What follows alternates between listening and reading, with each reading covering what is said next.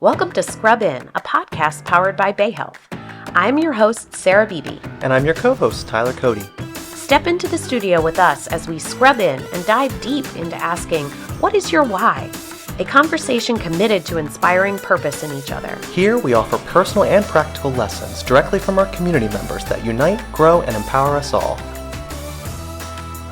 Everyone, welcome back to another episode of Scrub In. Yeah. Hi, Sarah. How are you? Hi, Tyler. Good. I'm doing well. I actually last night was watching Hulu and I saw a Bayhealth commercial air on the advertisements and I was floored. I just loved seeing home hit right there on the Hulu channel. That was great. Oh, that's Yep. exciting. So Yes. that's some local targeted ads Absolutely. going to you? Absolutely. I was very proud of my organization when I saw that. Oh, that's exciting. What did you see? Like, what were they showing? So it was the episode or the commercial that I was actually featured in, where I was teaching to a group of students. So it was talking about ongoing learning with Bayhealth. So Oh, cool. yep, it was a great commercial to be a part of. I'm very proud to have been And a featured little in that. humble brag there Yeah, a little- that you're little in a plug. commercial. Absolutely. Yeah, you're on a billboard and in a Yes, commercial. yes. I get text messages from old friends all the time. They're like, I keep seeing your face Yes. everywhere. Has anybody taken a selfie with you and your No. and the screensaver? And I need them to start doing that. I need Oh, a little bit okay. more of that. Yeah, Okay. I did get that. Oh, I got that Oh, at 2 perfect. o'clock in the morning. Well, why from don't you somebody get in the one ER. of us and then send it to me? Okay, I will. Perfect. Speaking of commercials and communications, today we have Miss Amanda Bowie, who is our interim vice president of marketing here at Bayhealth. Yes. Hi, Amanda. How are Welcome, you? Amanda. Hello. Thank you. I'm happy to be here. Very happy to have you. So we always start our episodes off with a quote. So our quote today by Brene Brown: "Connection is why we are here. It brings meaning and purpose to our lives." Absolutely. Yes. Could we all just live like Brene Brown? I Like, think so. Yeah. if we could inject her in our veins so that Yep. we remember how to speak, and I need an IV Brene Brown drip right here and now. I think Yep. so. Mhm. Perfect. Yep. So, Amanda, tell us about yourself. Oh, where to start? So I am the interim vice president for marketing, communications, and community outreach here at Bayhealth. I've been in this role for about a year and have served in different capacities within the marketing communications team for the past 10 years. Okay. After moving from Southern Maryland to Delaware 10 years ago. Outside of work, I am a mom of 4. I have 2 boys, 14 and 11, and then 2 girls, 6 and 3. Wow. I had a COVID baby. Okay. I think that was God's way of like keeping me grounded through COVID. I needed to focus on my pregnancy and staying healthy. So Gotcha. Yeah. yeah. And I'm married to my wonderful husband, Tim. We've been married for, I don't know, 16, 17 years, something like that. But we live a great life together in Delaware. So Awesome. Now, before you came to Bayhealth, where you worked for the government or where were you? so I started out my career as a student intern at the Naval Research Lab in DC. That's where it Okay. was. Yeah. Okay. And then I think it was a 2-year program. And then right after that, the head of public relations wanted me to work on his team. So I was there for a couple more years. Okay. And then I worked at MedStar Health at their St. Mary's campus in Leonardtown, Maryland. And I did this type of work, marketing communications. Okay. And did you do marketing communications with the Naval Hospital as well? Yeah, it was Or the research? Yeah, it was PR. So writing news releases about like scientific research and all that kind of stuff. Interesting. Not really in my wheelhouse. I actually joke because I did a press release about some sort of I don't even know, sonar radar that they were using on dolphins to detect like where submarines were coming and going. Okay. To this day, I have no idea what I'm talking about, but it was picked up by National Geographic. Oh, So I'm goodness. published, and I have no idea what the research was actually about.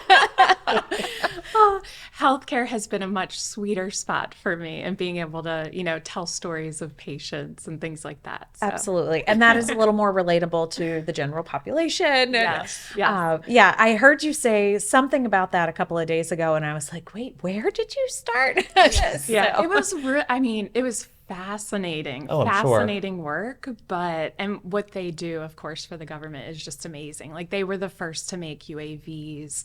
They make the like body armor for the soldiers and Yeah. things like that. But yeah, it was a great opportunity for me, a great start, great launching pad for my career. Well, and I think it probably was great for understanding.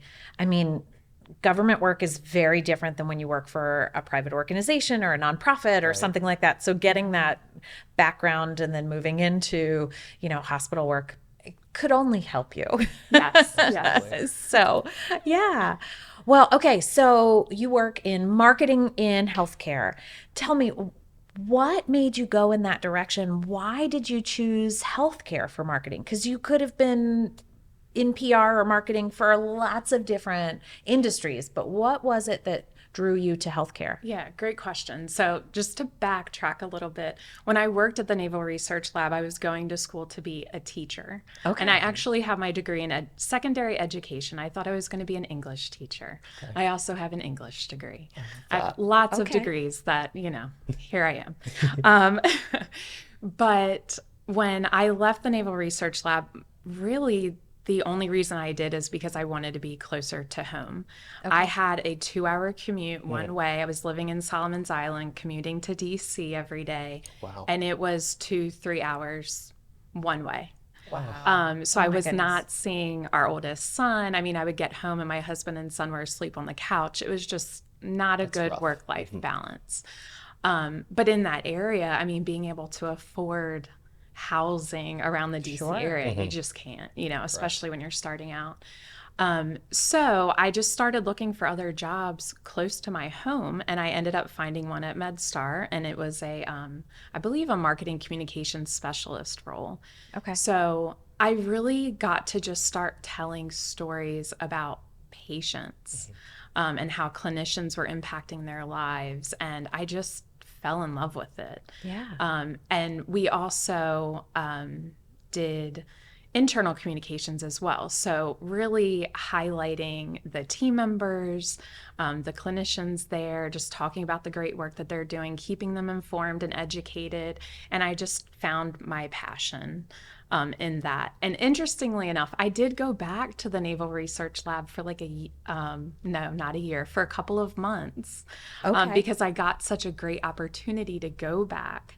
And God taught me a really tough lesson in those couple of months that like the money's not worth it if you can't be around your family and the people that you love. Like you have to have that work-life balance. Yes. So I actually went back to MedStar and I stayed there for a couple more years before we moved here. Okay. And what brought you to Delaware? Just the job, or? My parents moved over to, I don't know, where were they? In Denton, Maryland. Okay. And then they ended up building a house right outside of Harrington. I think they're in Felton. Okay. So we literally live 5 minutes from my parents. I absolutely love it. If I could live in their like backyard, like if I could build a house there, I would, but they probably wouldn't like that.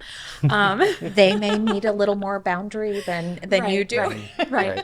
But my sister is like right over the Maryland line in Greensboro. My brother's close by. A lot of our family have moved over here. And it's funny because when we first came here, I was like, I don't know if I'm going to be able to do this. It's so much different than like the DC, metro area.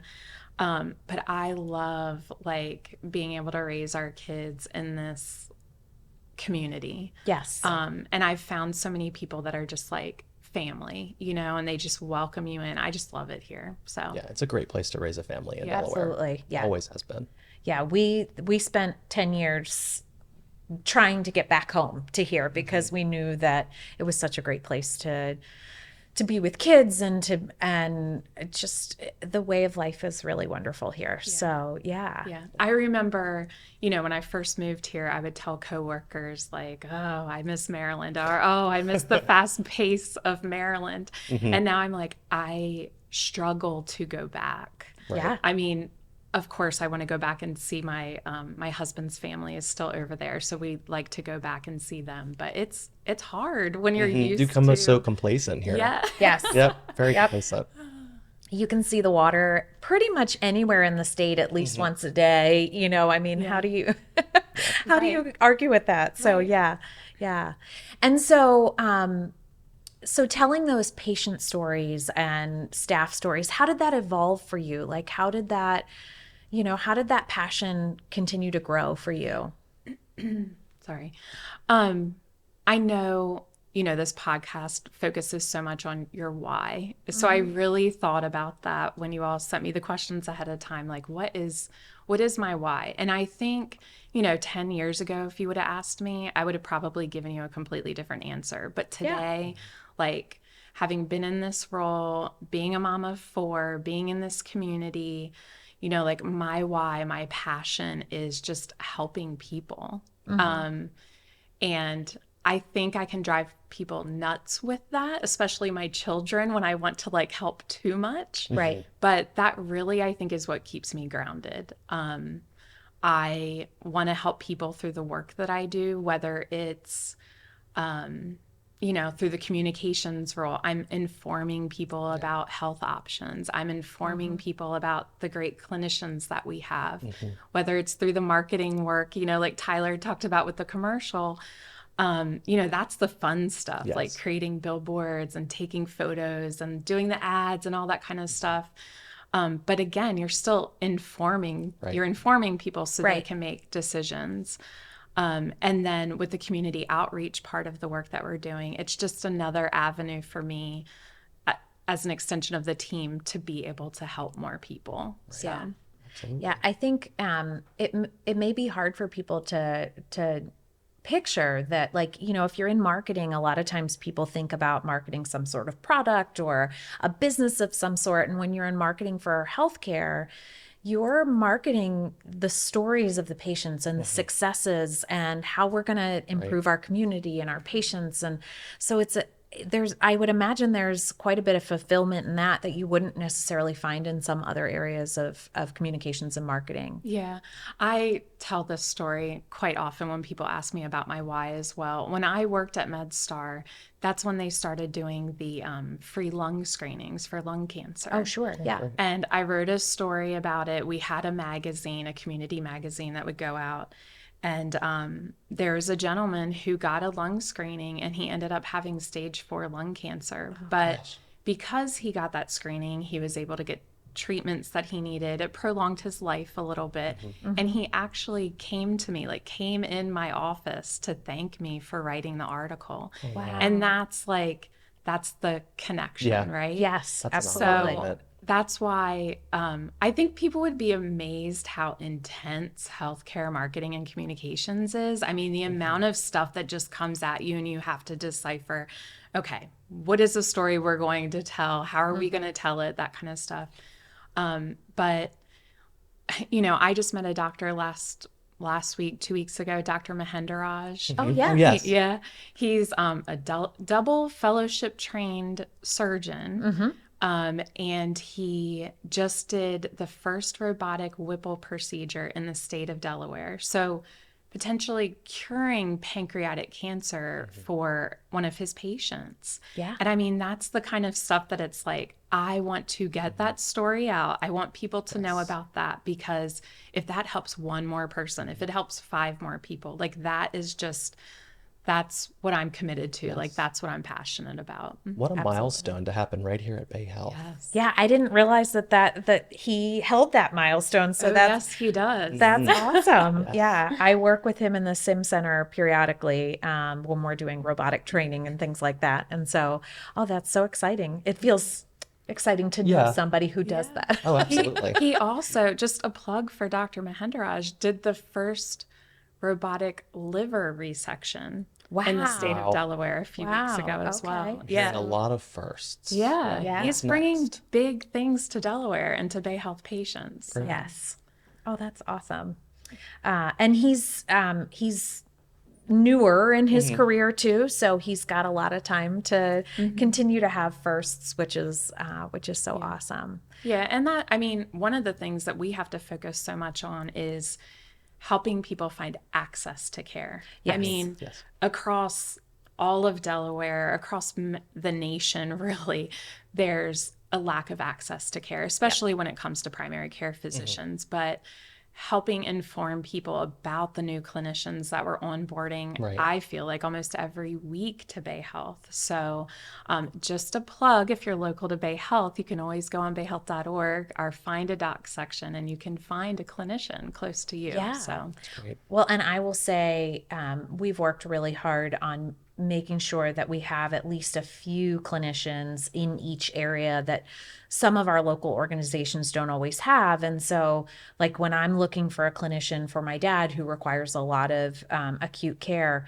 we've been able to get in at Bayhealth faster than some of the other places. And so, which is, you know, I tell him that Bayhealth is great and I'm a cheerleader for Bayhealth, but then when I actually get him in less than a month to see neurology or something like that, I'm like, see, we're Yeah. we're good. Yep. So, but the message that your department puts out really helps with some of that, and that's so awesome. And I've seen you all do some really cool projects out in the community. So you mentioned that your department also does community outreach. So talk a little bit about your experience with community outreach and some of the cool stuff that you guys are doing. thank you. So we added community outreach to our department back in November of 2023. So we really just wanted to start somewhere. We saw the need and we wanted to make an impact on the Right. most vulnerable patients or community members. So we look at our community health needs assessment. It's an assessment that we do every, I think, 3 to 4 years in Kent and Sussex counties here in Delaware. And it is really a survey that any community member can take, community leaders, and it helps us determine what areas of focus we need to have. So the most recent community health needs assessment told us that we need to focus on obesity, mental health, and then helping to alleviate the emergency departments or people being hospitalized who don't necessarily need to be. And I think a lot of that is related to the social determinants of health. So when I say social determinants of health, those are those factors that aren't necessarily health related factors, but things that are putting you At risk. at risk. Yeah. Right. Yeah. Yeah. I'm like, can I re-say that? But are putting you at risk. So think of, and you two can help me with this because you're both nurses, but think of a patient who has COPD and you find out that they have mold in their home. And Right. that's why their COPD keeps getting triggered. That's why they keep coming back to the emergency department. Yep. So we've made connections with an organization called Unite DE. So all of our patients are screened for social determinants of health in the hospital setting or in the Bayhealth Medical Group. Okay. And when a social determinant of health is identified, whether it's a food risk, something that's happening in the home, financial issue, transportation issue, we can connect them to Unite DE, and Unite DE connects them to all of those organizations. So Oh, that's great. yeah, so a great example is food insecurity. Food insecurity is such a big deal in Delaware. And that's why we've connected so much with the Food Bank of Delaware. But our inpatients, and you two know this, but our inpatients who might have food insecurities, when we know that, they leave our hospital with a box filled with food. Yes. So that instead of going home after maybe a week or 2 week long hospital stay, they're going to go home and not have an empty pantry because we've provided them and the food bank has provided them with this box of food. But that's short term, right? Right. I mean, Right. once they eat that food, it's gone. So Unite DE connects them to food bank to set up a longer term solution. Okay. So that's the type of like partnerships that we're trying to make throughout the state to really make an impact. And I really have to shout out the population health team at Bayhealth. Laura Hudson manages population health, but I just watched a presentation of hers and the impact that they are making on patients thanks to really looking at social determinants of health and giving people the tools that they need. It's mind-boggling the work that Yeah. people across Bayhealth are doing for our patients, for our community. The other thing that we're doing is 302 Food Rescue with Yeah. the food bank. I have to plug that as well. Absolutely. But have either of you done a food rescue I before? haven't done the food rescue, but I have the app. When it first opened, there weren't a ton in my area. They were closer to the Dover area, and now I know that they're all over. So yeah, so tell us about it. Yeah. So 302 Food Rescue allows you to be a food rescuer. And what I mean by that is, restaurants, grocery stores, caterers, they have excess amount of food, or maybe it's slightly damaged, or whatever the Yeah. case may be, and they're going to donate the food for you to rescue. So the app tells you where you can go and rescue food. So maybe it's the grocery store, maybe it's Redner's. So you go rescue the food. The app then tells you where to take the food. You won't take it to someone's personal address. Right.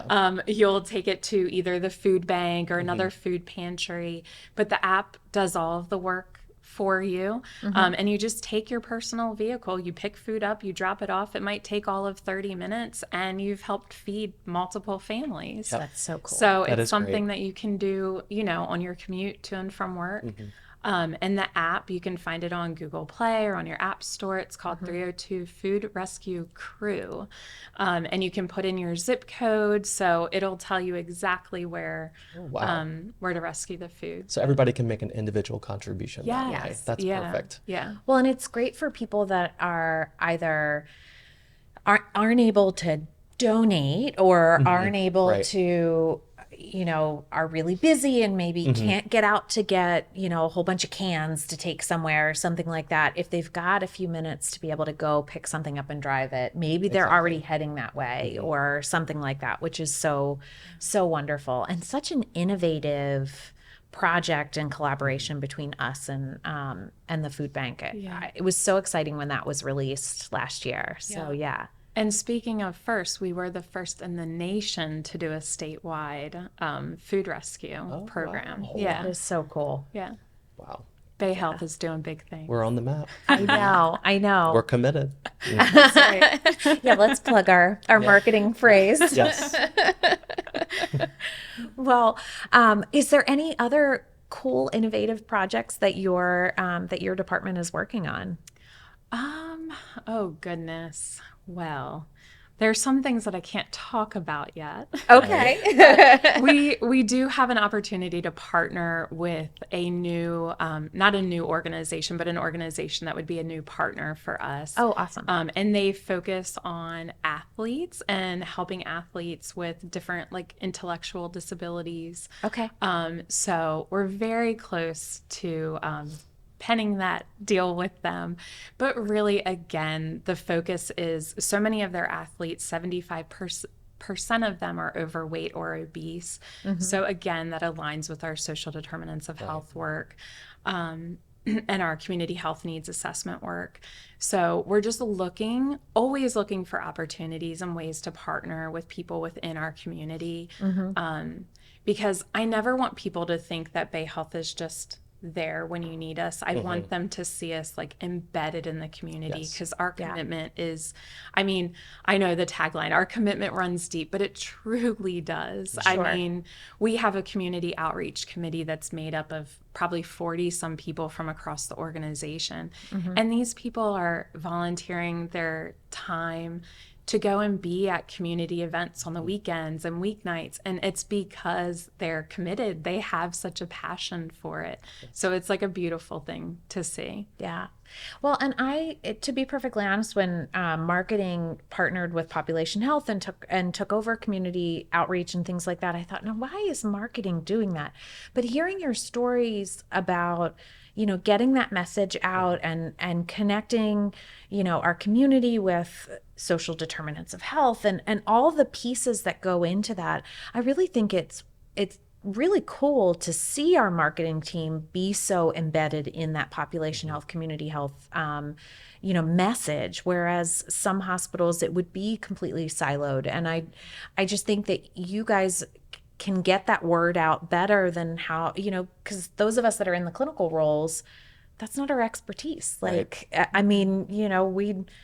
we could talk to individuals, but getting the message out to a broader audience, that's where you guys shine. And so I do see how those connections really work. And that's cool that we're doing that as an organization. Yeah. Thank you for saying that. And I will say too, you know, we work with our education department and with population Yes. health, and we want to learn and absorb everything that they've done over the years so that we can just take it and run with it and do even more. Sure. And we have a new mobile health unit. Yes. I have seen it. It's beautiful. 8-foot mobile RV. Yes. Yes, it is gorgeous. But we're taking that around to like the public libraries and different events and doing free screenings for our community. And it's exciting to be a part of it, especially coming into like the spring and summer months where people are going to be out and about, and Bayhealth will be there too. We will have a presence. They really will. I was scheduling something with the mobile unit, and I asked like, "Oh, could I get on the bus early so that I can bring some of the equipment?" And they were like, "Well, it's here, and then it's here, and then it's like in one weekend, it's going to be in like 3 different places in a couple of weeks." Great. And I didn't realize just how much it had already started to be embedded in the community. I didn't realize that there were 2 audiology booths in the bus, which it makes sense now that we have a number of people in our community that work in high sound areas and need to have hearing screenings, and their hearing health is important. I didn't even think about that Yes. until I toured the bus, and then I was like, oh, that makes sense that we are going out into the community to help with some of that. I mean, I think about blood pressure checks and maybe vaccinations and stuff like that, but I didn't think about some of the other things that we're using the bus for. And it was just it's such a neat and such a well-equipped vehicle. And shout out to the Bayhealth Foundation, because they helped, get grant monies to fund that for us.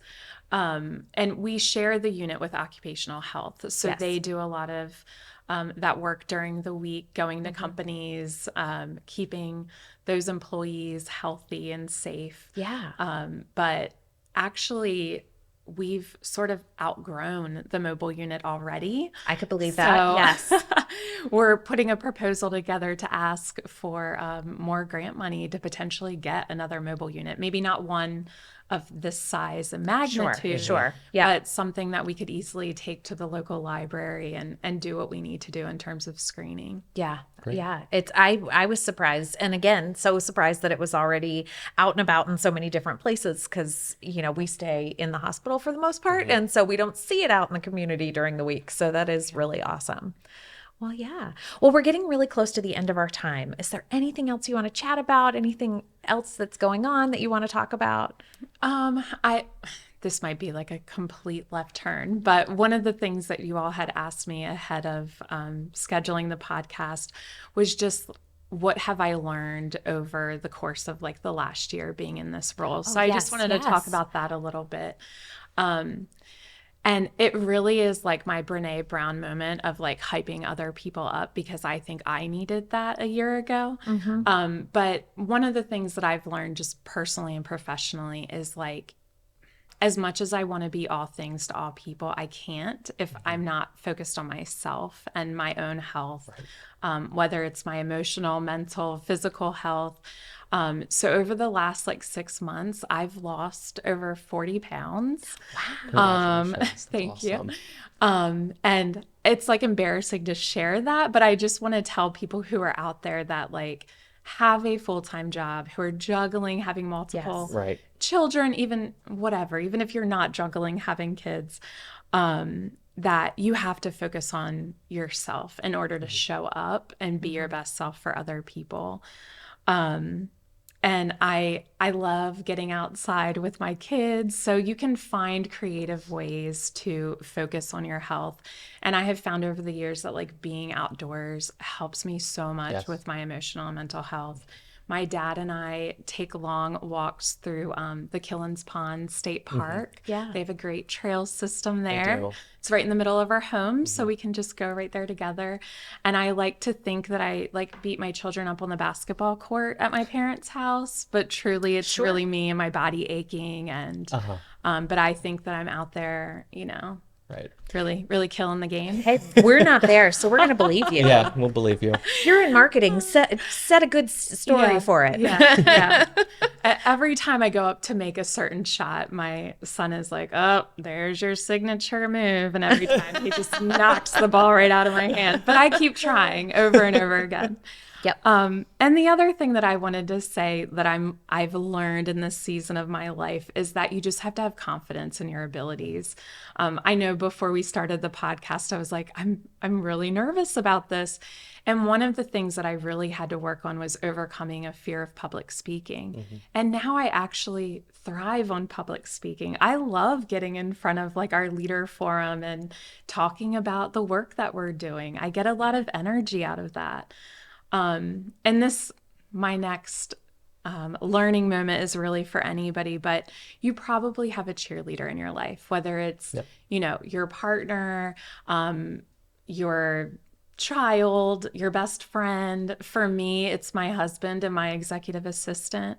They're constantly cheering me on, constantly. Great. And I think you have to start listening to them, and you have to start believing the hype, and you have to know how awesome you are, because you wouldn't be in the place where you are if somebody didn't see that in you and somebody didn't see the potential in you. So believe it for yourself. You're doing amazing things. That's my Brene Brown moment for the day. All right. I can't think of a better example of that. That's perfect. 10 cc's of Brene Brown. CC's. Right to the Anacube. But thank you so much for being here and for talking with us. I'm excited. When we started this podcast, I had said, yes, I want to hear the stories of the clinicians, but I want to hear the stories of the people who support the hospital that we don't always hear from, because working in a healthcare organization, you made a choice to work for a healthcare organization and to share the stories of that organization. And that's different than any other kind of organization that you could work for. And I wanted to hear why you do that. And so thank you so much. I appreciate it. Thank you. I appreciate that. I just want to say one more thing. It's interesting because we started doing senior leadership rounding, where all of the senior leaders round throughout the organization. Right. And the thing that keeps coming up is whenever you ask somebody, what is your why? They always connect it back to the patients. I'm here because of our patients. So whether it's somebody, a nurse like yourselves, or somebody working in marketing, or, food services, plant operations, everybody knows that we're doing what we're doing because of the patients. And I have seen people on my team come to tears because they're so touched by like the work that they're doing to connect to the patient. Yeah. So I appreciate you all letting me have a voice and represent my team in this way as well. So thank you. And thank you for your voice and for your why. Of course. Thank you. Thank you. Thank you for joining us. Please make sure to like and subscribe by hitting the plus or follow button. You can follow us wherever you get your podcasts. And remember to stay committed to the why.